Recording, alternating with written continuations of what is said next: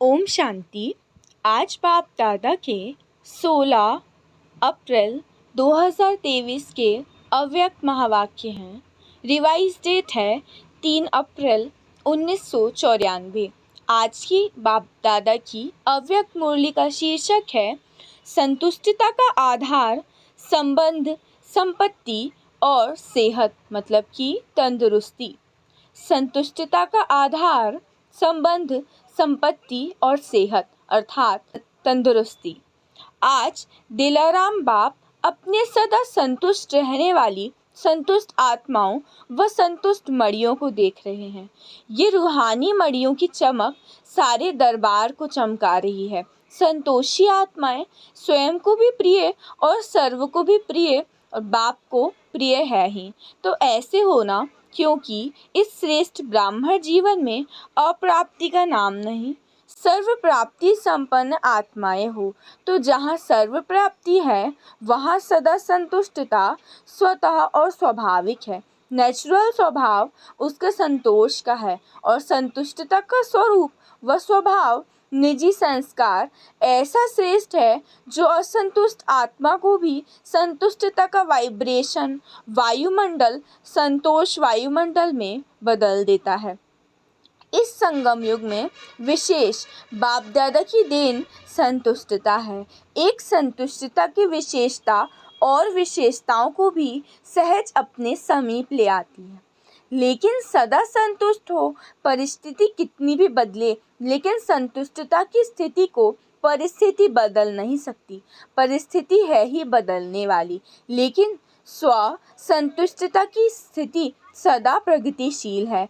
आपके आगे कैसी भी हिलाने वाली परिस्थिति ऐसे ही अनुभव होती है जैसे पपेट, मतलब कठपुतली शो देखते हो ना, होता सब कुछ है लेकिन होता पपेट है। तो कैसी भी परिस्थिति पपेट शो लगता है। वो आजकल का जो फैशन कार्टून शो अच्छा लगता है, होता तो शेर भी है, बिल्ली भी है, लेकिन होता क्या है, कार्टून। कहानी पूरी होती है लेकिन कार्टून की स्टोरी रियल नहीं। कभी भी कोई भी परिस्थिति आए तो यही समझो एक बेहद के स्क्रीन पर कार्टून शो चल रहा है, वह पपेट शो चल रहा है। तो वो देखकर परेशान होंगे कि मनोरंजन करेंगे।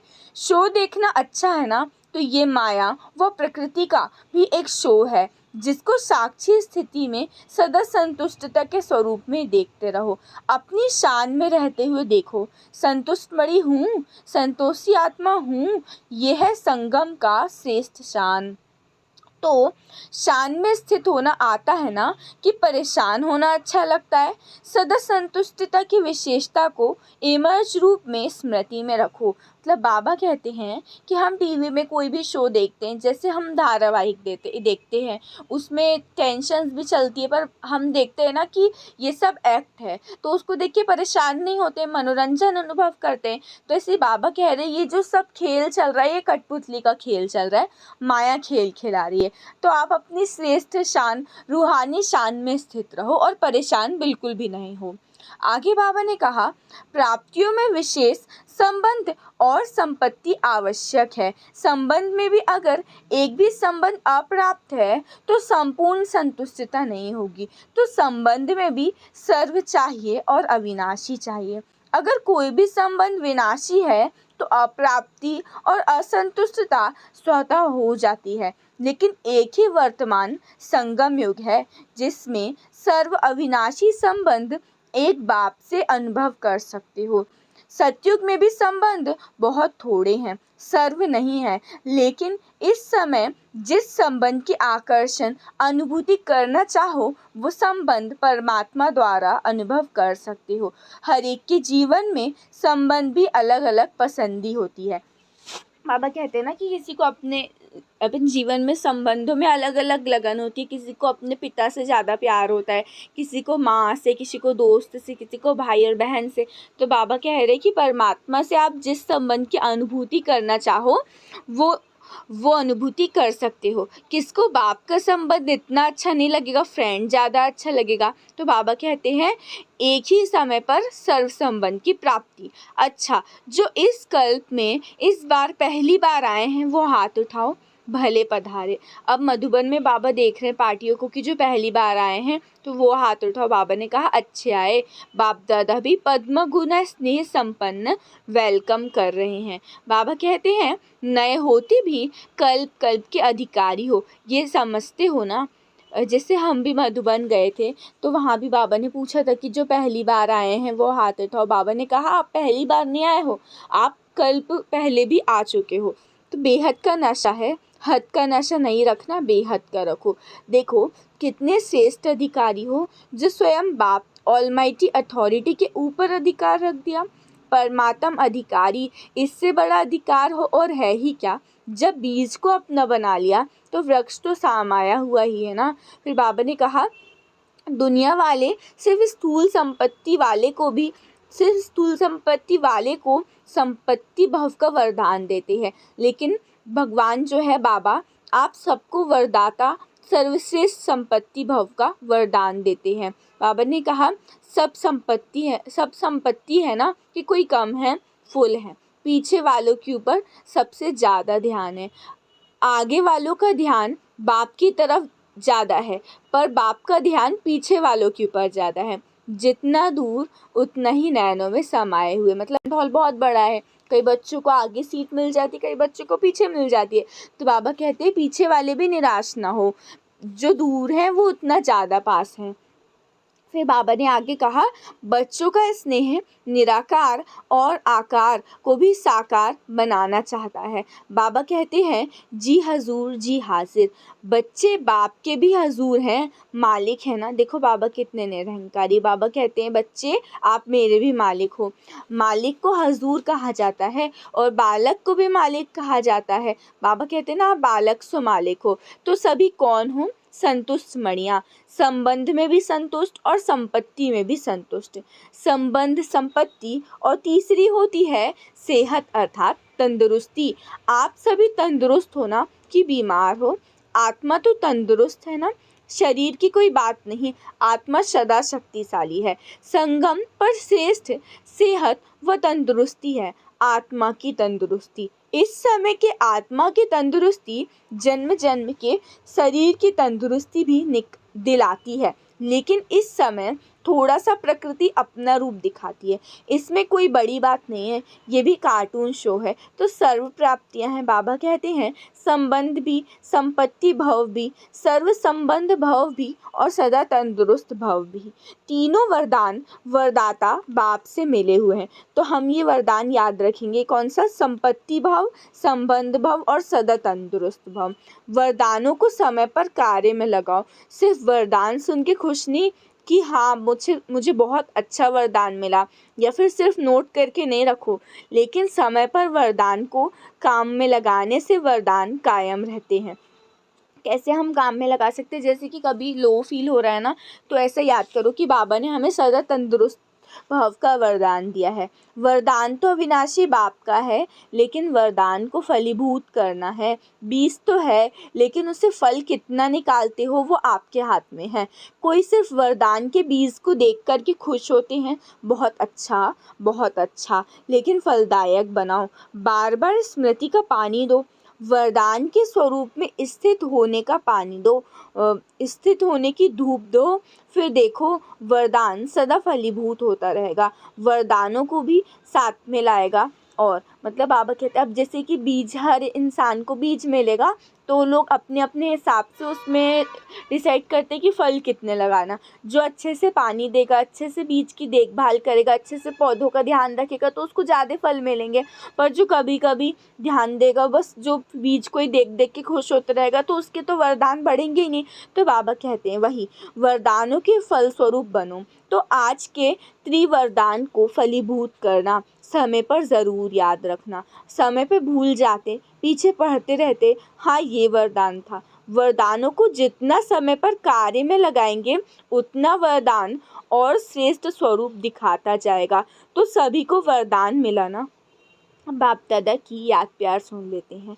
चारों ओर के देश विदेश के सर्व संतोषी आत्माओं को, संतुष्ट मणियों को, सर्व प्राप्ति संपन्न आत्माओं को, जिन्होंने भी याद, पत्र, कार्ड आज के दिवस के भी भेजे हैं, तो आज के विशेष दिवस की सर्व बच्चों को याद प्यार पद्म गुना स्वीकार हो। चाहे दूर बैठकर मन में दिल में मना रहे हैं, चाहे सम्मुख मना रहे हैं, कार्ड व पत्र सब पहले वतन में पहुंचते हैं, तो सभी के पत्र, कार्ड और शुभ संकल्पों की याद, शुभ भावनाओं की याद के रिटर्न में बाप दादा का विशेष याद प्यार और सर्व बालक सो मालिक बच्चों को नमस्ते। अच्छा, अब कहो हम रूहानी बच्चों की रूहानी बाप दादा को याद प्यार गुड मॉर्निंग और नमस्ते नमस्ते नमस्ते। शुक्रिया बाबा, शुक्रिया। अव्यक्त बाप दादा की पर्सनल मुलाकात। पहला है, स्वयं और समय पर भरोसा नहीं, इसीलिए दृढ़ संकल्प से कमजोरियों को निकाल दो।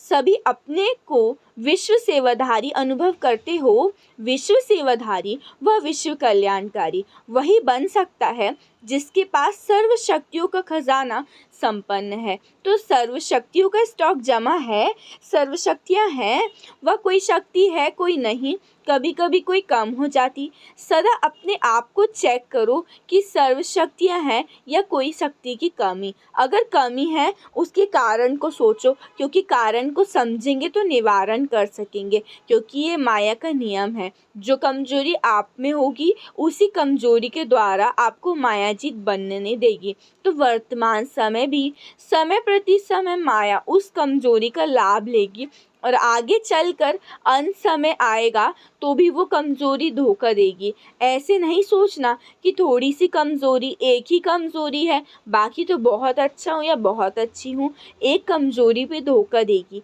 इसीलिए कोई भी कमज़ोरी अपने अंदर रहने नहीं दो। अगर स्वयं नहीं मिटा सकते हो तो कोई का सहयोग लो, जो शक्तिशाली आत्माएं हैं उनका सहयोग लो, विशेष योग का प्रयोग करो।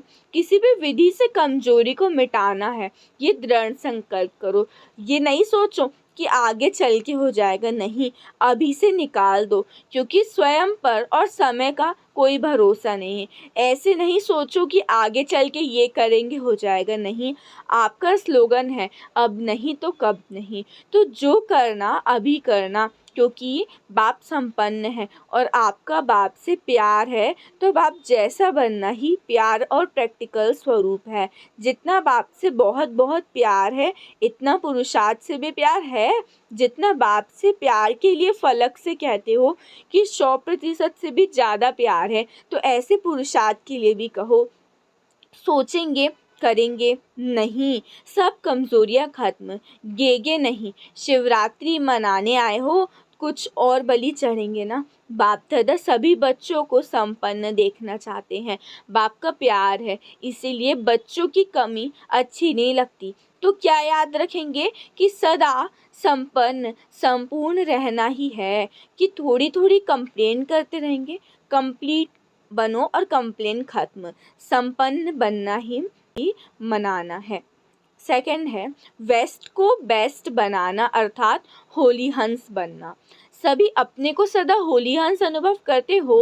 होली हंस का अर्थ है संकल्प, बोल और कर्म जो व्यर्थ होता है उसको समर्थ में बदलना, क्योंकि व्यर्थ जैसे पत्थर होता है, पत्थर की वैल्यू नहीं, रत्न की वैल्यू होती है। तो व्यर्थ को समाप्त करना अर्थात होली हंस बनना। तो व्यर्थ आता है, होली हंस फौरन परख लेता है कि ये काम की चीज़ नहीं है, ये काम की है। तो आप होली हंस हो ना, व्यर्थ समाप्त हुआ, क्योंकि अभी नॉलेजफुल बने हो। अगर अभी संकल्प, बोल या कर्म व्यर्थ गवाते हो तो सारे कल्प के लिए अपने जमा के खाते में कमी हो जाती है। जानते हो ना, नॉलेजफुल हो, जानते हुए फिर व्यर्थ क्यों करते हो? चाहते नहीं लेकिन हो जाता है। ऐसे कहेंगे जो समझते हैं अभी भी हो सकता है, वो हाथ उठाओ। आप हो कौन? राजयोगी का अर्थ क्या है? राजा। तो मन को कंट्रोल नहीं कर सकते, किंग में तो रूलिंग पावर होती है ना, तो आप में रूलिंग पावर नहीं है? अमृत वेले और फिर सारे दिन में बीच बीच में अपना ऑक्यूपेशन याद करो कि मैं कौन हूँ, क्योंकि काम करते करते ये स्मृति मर्ज हो जाती है कि मैं राजयोगी हूँ। इसीलिए इमर्ज करो, ये नियम बनाओ। ऐसे नहीं समझो कि हम तो हैं ही राजयोगी, लेकिन राजयोगी की सीट पे सेट होकर रहो, नहीं तो चलते चलते कर्म में बिजी होने के कारण योग भूल जाता है, सिर्फ कर्म ही रह जाता है। लेकिन आप कर्मयोगी कंबाइंड हो, योगी सदा ही रूलिंग पावर कंट्रोलिंग पावर में रहें, फिर राजयोगी डबल पावर वाले कभी भी व्यर्थ सोच नहीं सकते। तो अभी कभी नहीं कहना, सोचना भी नहीं कि राजयोगी वेस्ट कर सकते हैं। ये कौन सा ग्रुप है? बेस्ट ग्रुप, वेस्ट नहीं बेस्ट। बाप दादा को भी बेस्ट ग्रुप अति प्यारा है। क्यों? 63 जन्म बहुत वेस्ट किया, अब ये छोटा सा जन्म बेस्ट ही बेस्ट। अच्छा, अब वरदान है, अटूट याद द्वारा सर्व समस्याओं का हल करने वाले उड़ता पंछी भव। अटूट याद द्वारा सर्व समस्याओं का हल करने वाले उड़ता पंछी भव। विस्तार है, जब ये अनुभव हो जाता है कि मेरा बाबा है, तो जो मेरा होता है वो स्वतः याद रहता है, याद किया नहीं जाता। मेरा अर्थात अधिकार प्राप्त हो जाना, मेरा बाबा और मैं बाबा का, इसी को कहा जाता है सहजयोग। ऐसे सहजयोगी बन एक बाप की याद की लगन में मगन रहते हुए आगे बढ़ते चलो। ये अटूट याद ही सर्व समस्याओं का हल कर उड़ता पंछी बनाए उड़ती कला में ले जाएंगी। स्लोगन है, मनन शक्ति की अनुभवी बनो तो ज्ञान धन बढ़ता रहेगा।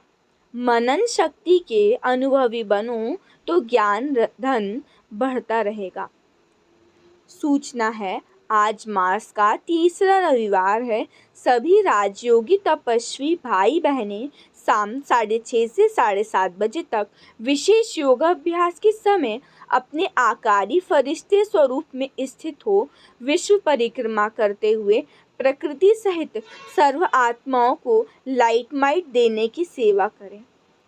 अच्छा, ओम शांति, ओम शांति, ओम शांति।